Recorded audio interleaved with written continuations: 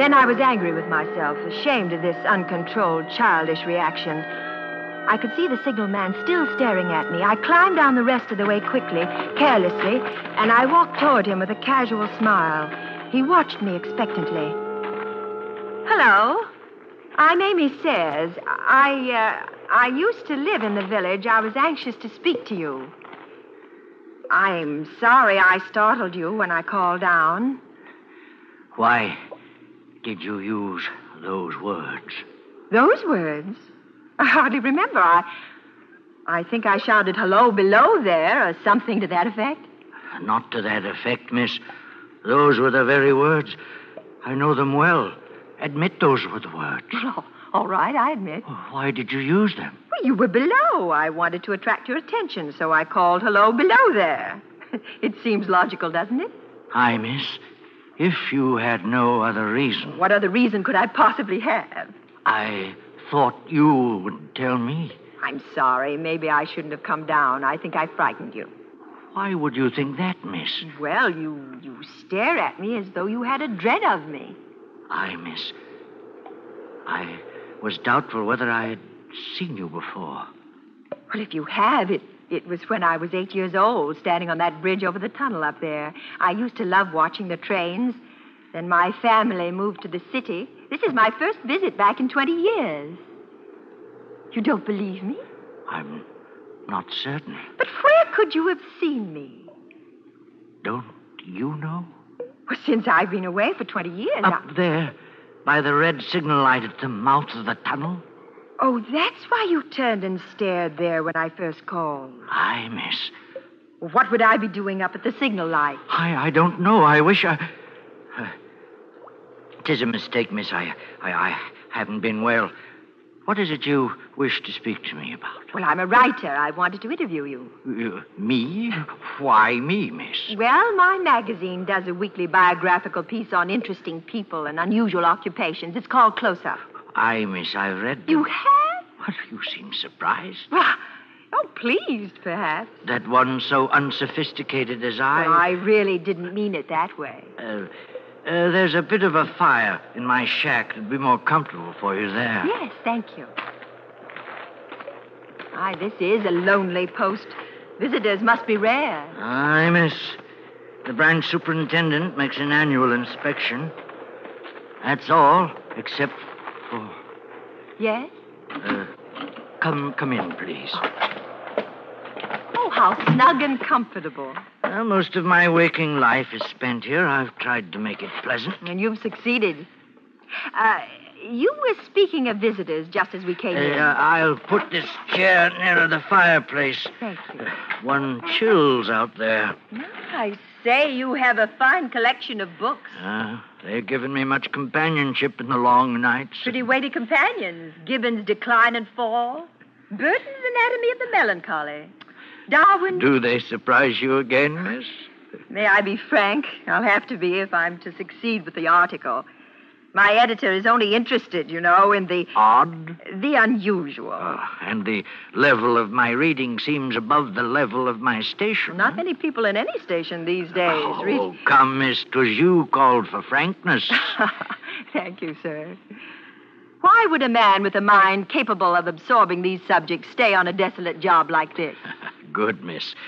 And I take no offense. You see, I had when young been very interested in the natural philosophies. Oh? I set my course, I studied hard, planned the future. Then I ran wild, misused my opportunities, went down, I've never risen again. But I've no complaint. I've made my bed, it's too late to make another. Maybe you gave up too soon. No, miss. No, there are forces beyond us that shape us.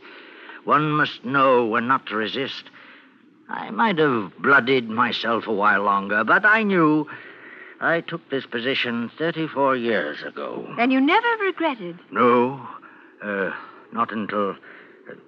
Won't you please tell me? You first tell me what brought you here. But I have. You said nothing of what made you think of this place specifically.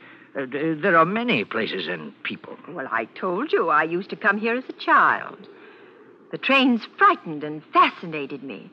I always remembered it vividly through the years. I promised myself that one day I would come back and do a story on it. Good subjects aren't easy to find, you know. Why did you choose just now to come? Oh, these ideas germinate in the writer's mind for a while, and then an impulse. And you were drawn here? You say that as though mystic forces were involved. It was much simpler, I assure you. I've been working hard. I decided that a few days in the country would do me good. I planned to use them profitably by doing a story on you. But you might have come to that decision last month or last year. Well, that's true, but I can't see why you attach such special significance to the fact that I...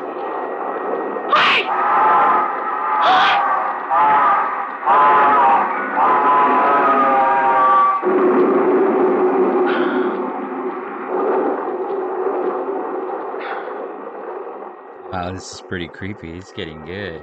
I like it. Why do they frighten you so? Now, wouldn't you think I might outgrow that silly, childish... Well, if I was drawn here, as you say, I guess it was to see whether I had. The modern psychiatrist would say it was a desire to relive a childhood experience. Aye, miss. There are many answers. Why are you staring at me so? Oh, was I staring at you? Please, you promised something is preying on your mind. Can't you tell me? It's very difficult to impart, miss. Very difficult to speak of. If you ever make another trip, I will try to tell you. Yes, of course. And I will have to make several trips before the story takes shape. When may I come again? Tomorrow? Oh, aye, miss, if you wish. I'll come at 11. You, won't have difficulty getting up? No, it was only that first trip down. I'll show my white light till you reach the top. Thank you. I'll say good night now, miss. Good night, sir. I wish you a pleasant one. I regret Oh, yes, I understand. Aye, miss. I think you do. May I ask, then, when you get to the top, don't call out to me. I beg you, don't call out. I won't. And when you come tomorrow night, please, don't call out. Of course not. Good night. And may I ask one parting question? Yes, certainly. When you came down the path earlier tonight, midway, you suddenly threw your hands up to your eyes like this, as though to shut out some dreadful sight. Why? It was that uncontrollable, childish reaction. I felt as though the train would draw me down. I covered my eyes like a child not to see it. You had no feeling that the action was conveyed to you for some reason? No. Why should it seem otherwise?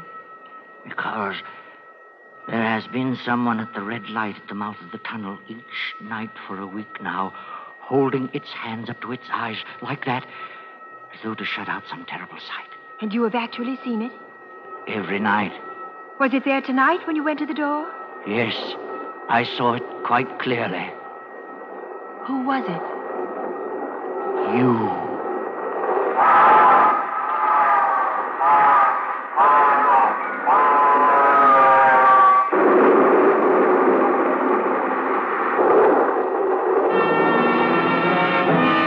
That would be my ticket to leave.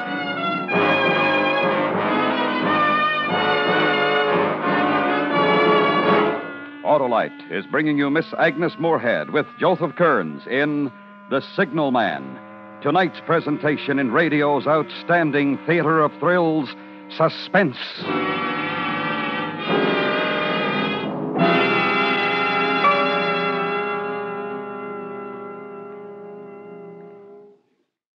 Hey, Oscar, sound your horn. Play your radio.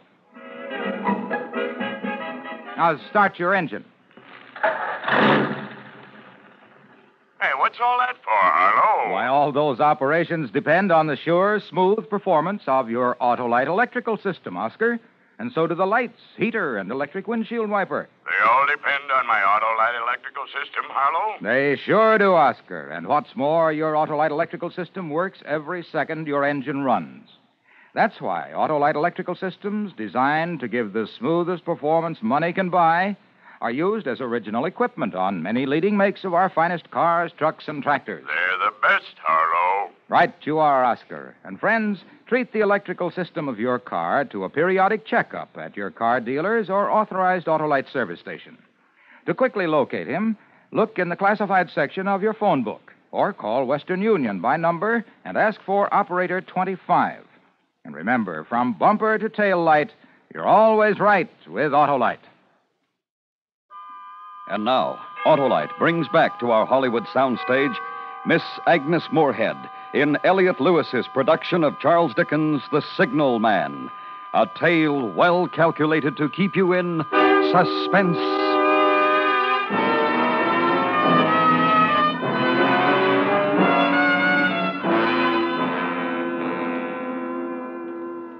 I returned the next night as the distant clocks were striking 11. The signalman waited for me at the bottom of the cutting with his white light shining.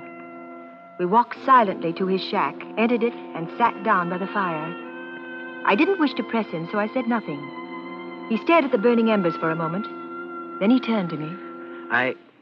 I'm going to tell you, miss, as best I can, what troubles me. I'm glad. I mistook you for someone else last night. That troubles me. The mistake? Oh, the someone else.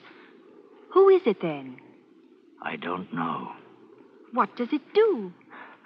This time it stands with its left arm across its face. The right arm is waved violently, this way, as though to say, for God's sake, clear the way, clear the way. You've heard those words? Not certain, not about these specific words, but I've heard it call before. When? Oh, one moonlight night about a year ago, I was sitting here when I heard a voice cry, "Hello, below there." Oh, that's why you were so startled when I used the same words. Hi, miss. I ran to the door and looked out and saw this someone else standing up there by the red light near the tunnel, waving its arm as I just showed you. The voice was hoarse with shouting, and it cried, "Hello, below there. Look out, look out." I caught up my lamp and ran toward the figure, calling, "What's wrong? What's happened? Where?" And when I got to the light, it was gone. Did you see where? The tunnel was the only place it could go without passing me. I ran into the tunnel for 500 yards and searched around with my light. Then I ran back here and telegraphed both ways. An alarm has been given. Is anything wrong? And the answer came back both ways. All well. Yes, of course. Now, I'm going to take advantage of last night's permission to be frank. You've been here more than 30 years, haven't you? It isn't the most cheerful place in the world with that moaning wind through the tunnel and the wild harp it makes of the telegraph wires. It's understandable that you could have the illusion that you heard a call. And anyone staring at the dark long enough, as you did from the door, can imagine seeing something. You've let it prey on your mind so long it seems real.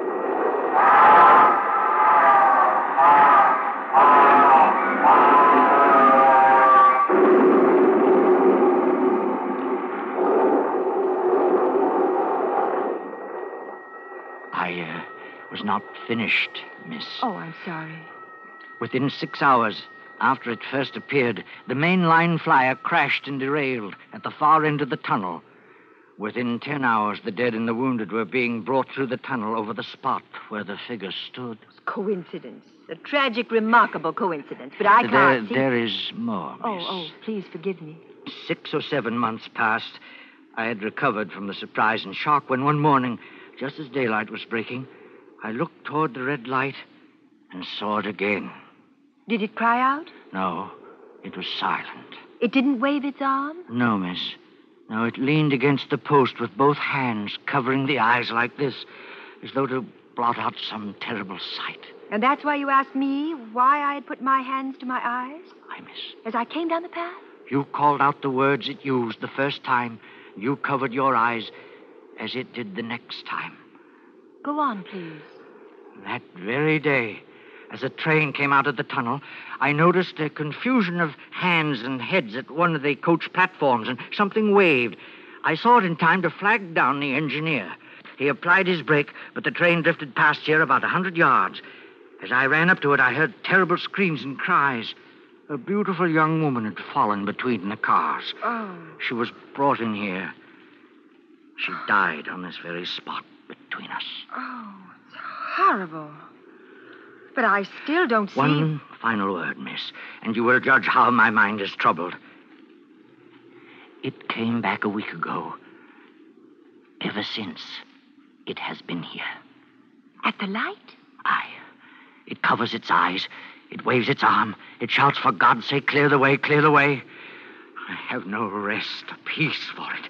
It calls to me many minutes together in an agonized manner. Below there, look out, look out. It stands waving at me. It sounds the telegraph ticker.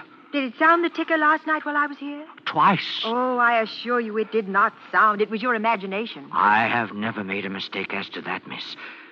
I don't wonder that you failed to hear it, but I heard it. Do you hear it now? Aye. What is it saying?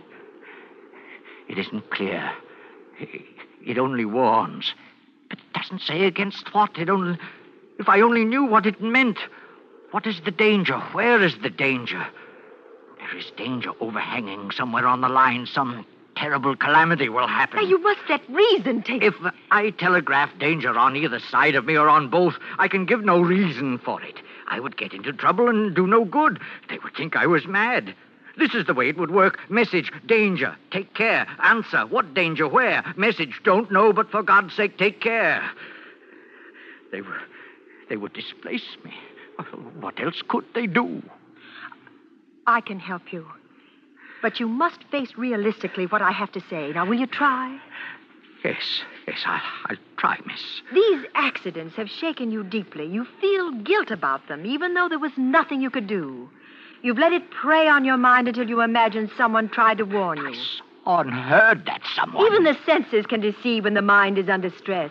Men dying of thirst on a desert imagined lakes and hearing running streams. The bodies of the dead were real enough. I'm speaking of what you imagined after the accidents.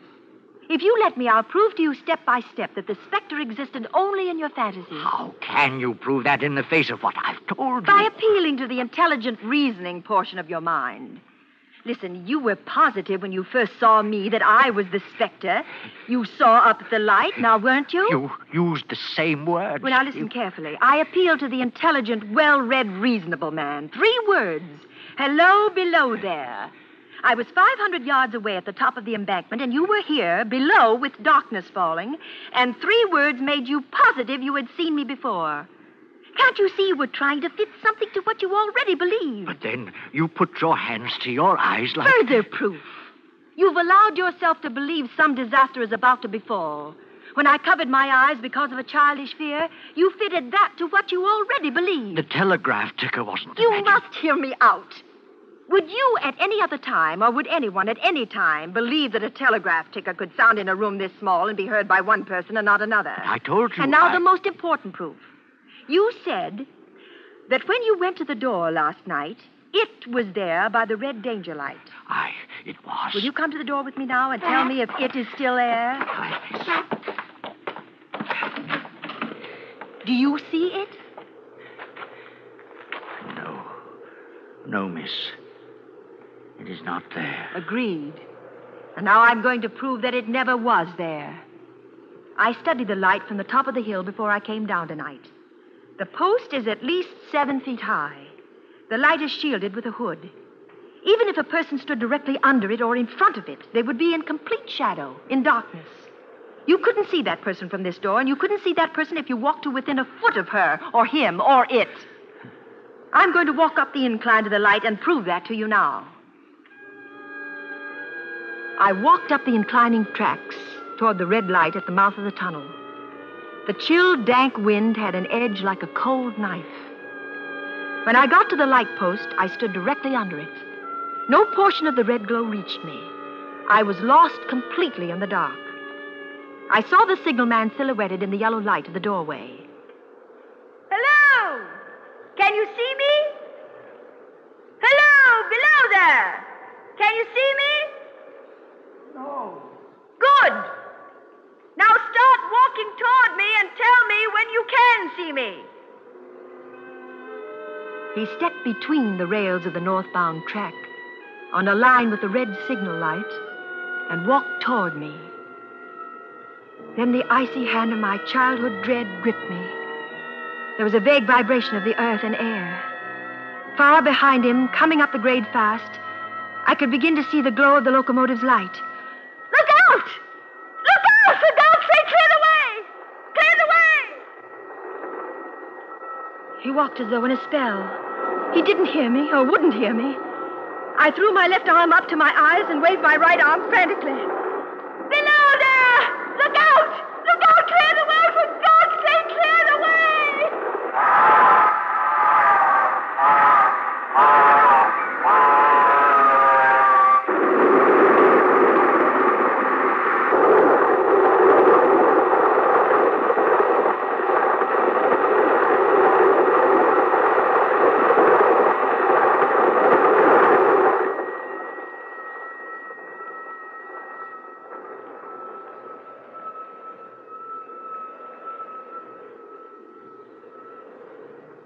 Long after it was over, they found me, still standing there, both of my hands up to my eyes to shut out the terrible sight.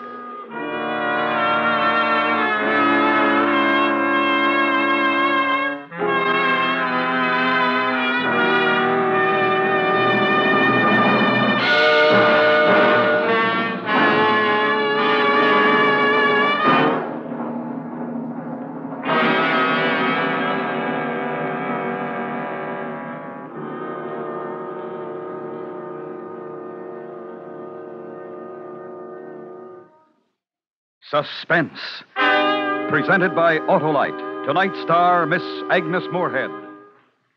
This is Harlow Wilcox again, speaking for Autolite, world's largest independent manufacturer of automotive electrical equipment.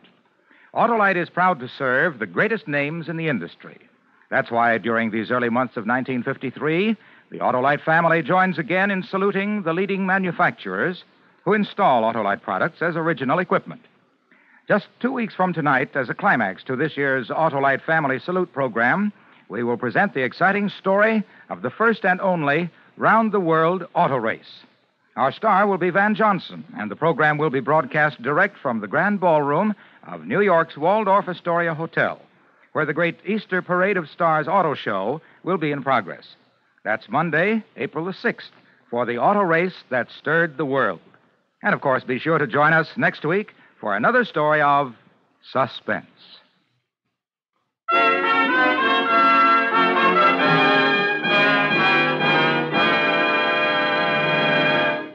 Next week, an American legend as we recreate the cruel murder of Laura Foster by the bitter Tom Dooley.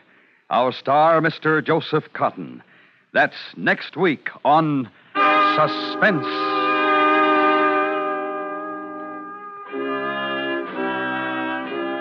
Suspense is produced and directed by Elliott Lewis, with music composed by Lucian Morowick and conducted by Lud Gluskin. Portions of the program were transcribed. The Signalman was adapted for Suspense by Irving Reese from the short story by Charles Dickens.